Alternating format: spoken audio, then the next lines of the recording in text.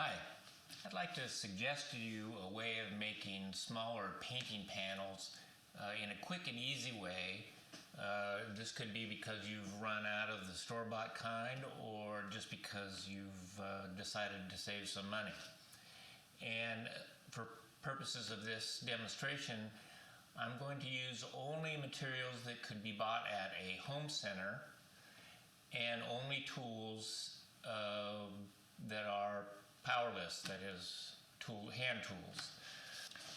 From the home center, I buy this, it's almost 1/4 of an inch plywood, and this has wood veneer on both sides, and down the middle it'll either have other layers, or it might have a solid core made out of MDF. All of these are suitable. They're easy to cut. You can either buy very large sheets that are 4 by 8 feet. You can have those cut down by the staff on their saws to make a piece that you can fit in your car. Or a lot of places like Home Depot will sell you a pre-cut piece. Often they're 2 by 4 feet, and that's a size that almost anybody can get home without any problem. So for purposes of my demonstration, I'm just going to make this small panel even smaller to show how you can use different cutting techniques. Now the truth is, you could probably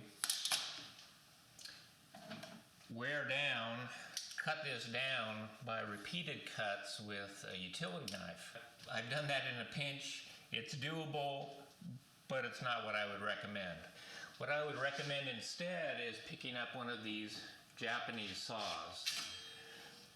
Now this variety has got very fine teeth on one side, and on the other side it has bigger teeth that are designed to be to cut with the grain. The truth is, the fine tooth side is the one we would use. So a saw like this, which these days can be found at a home center very often, is one solution, and these will range from about $15 up to $45. They're not intended to be resharpened. You use them until they don't work anymore, and then you get another one. This kind would work, and this kind, which has only the fine tooth side, is probably what you would choose. This will work. This saw has, a stiffening rib up the back. This is the one you want to avoid, because this stiffener thing will prevent you from proceeding all the way through the board. You'll only get this far, and you'll come up against that back strap and won't be able to go any further. So while this is very rigid, it's really intended to be used to cut not very deep pieces. Now I'm just going to make this board a little smaller than it already is, and cut it down to be, let's say, 8 by 10.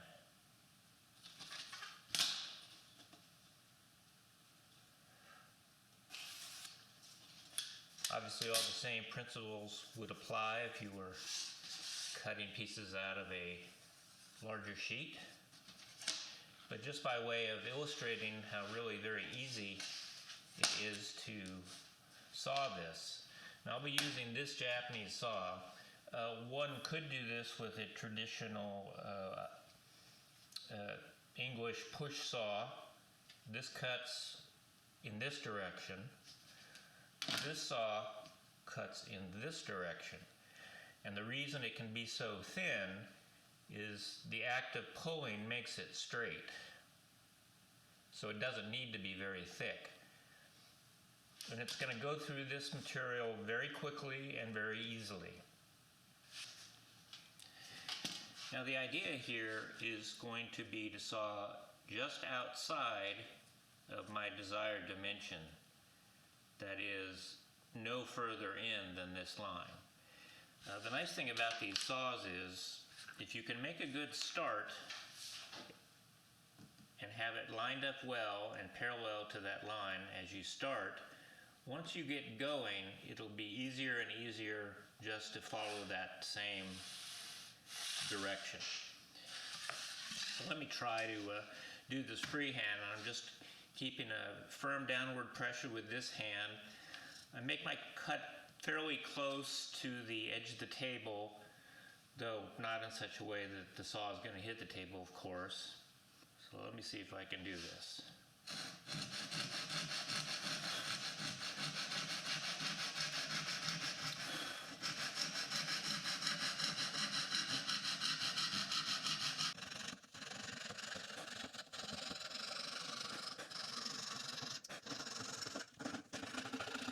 I started boldly and wandered off a little bit, but that's not going to be a problem because of this. I'm just going to take a piece of sandpaper and a block of wood,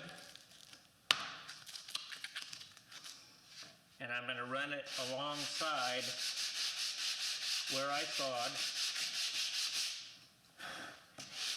and just work my way back to my line.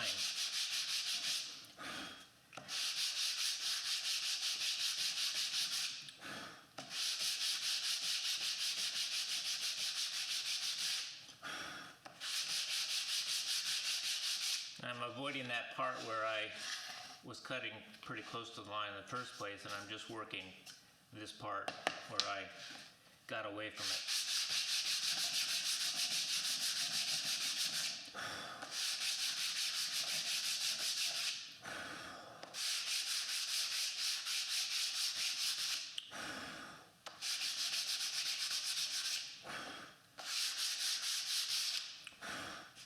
You can see in pretty quick order, I'm right up to my line. And it's reasonably straight, and I can move on.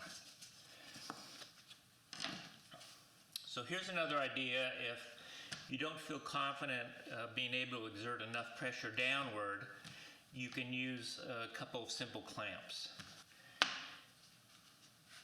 Now you can, if you have any sort of straight piece of wood around, you can use that as a saw guide, put it on your line or right near it,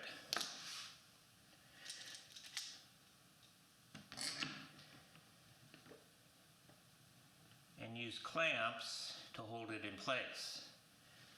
And I'm clamping the entire group onto the table.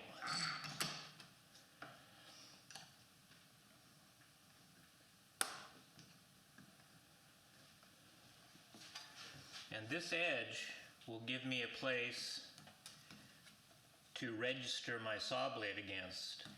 And it doesn't hurt to have your fingers right there, one way or another, pressing the flat of that blade up against the little guide you've made.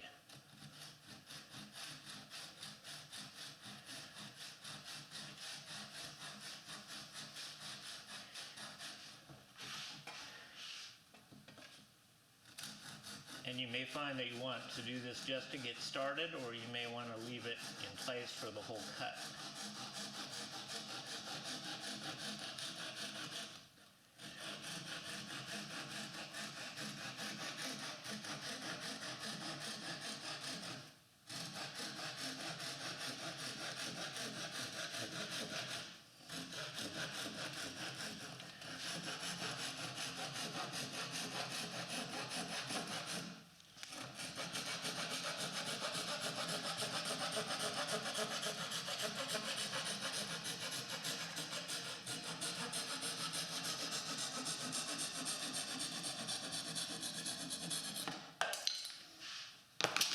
Just like that.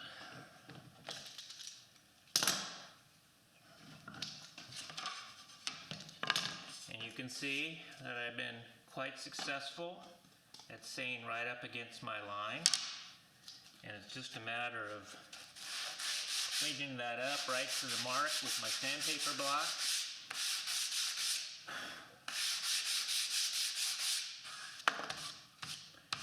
And now I am exactly there. a panel ready to use, except we need to seal it. So let me show you how to do that quickly as well. So this is the product I'm going to use to prime this panel, and it's all I'm going to use to make this paintable.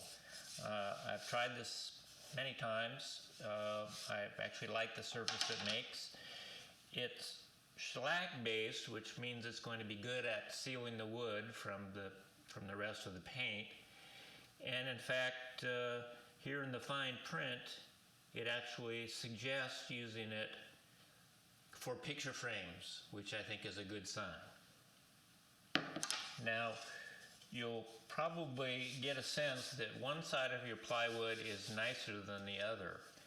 And I choose to paint the side that is smoothest, because I don't want this to have to fill little voids or anything like that. I just want it to be able to easily coat the surface so I can get on with it.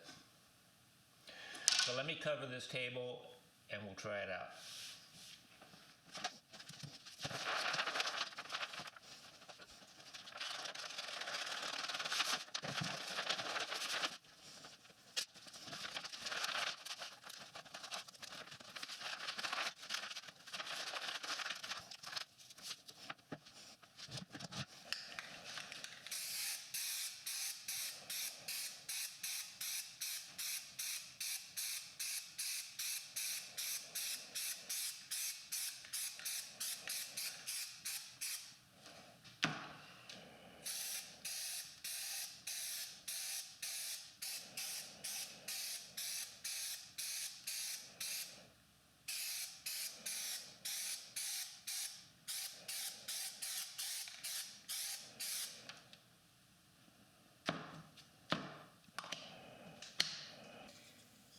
So that's it, done pretty much. I could have mounted primed linen or primed canvas onto my panel, but this surface it's pretty nice. It's got a little tooth. I've painted several things on it, and I like it. It's great for small studies, and I don't really have much fear that it would break down in the future. It is, after all, a primer, and it's made to seal off anything that might be behind this layer, and I figure that makes it good enough for painting on. I hope that was helpful. Thanks for watching.